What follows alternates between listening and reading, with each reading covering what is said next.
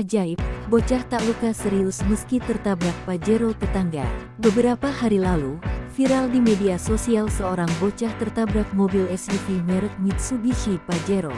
Peristiwa tersebut terekam CCTV di sekitar lokasi kejadian. Hingga Kamis tanggal 14 September tahun 2023 kasus tersebut masih ditangani aparat kepolisian. Terbaru, hasil visum terhadap bocah malang tersebut sudah keluar. Ajaibnya, meski kasat mata terlihat ekstrim di video, bocah tersebut tidak mengalami luka serius. Dilansir dari kompas.com, AKBP Amin Toha selaku Kasat Lantas Polrestabes Makassar mengatakan kesimpulan itu didapat berdasarkan hasil visum. Meski demikian, pihaknya bakal melakukan pemeriksaan visum ulang jika pihak keluarga balita 15 bulan itu belum puas. Dia mengatakan hingga kini pihaknya tidak melakukan penahanan terhadap wanita lantaran belum mempunyai cukup bukti.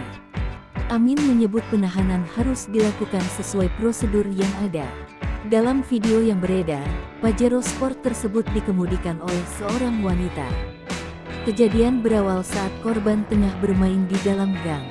Tak lama muncul Pajero Sport berwarna hitam.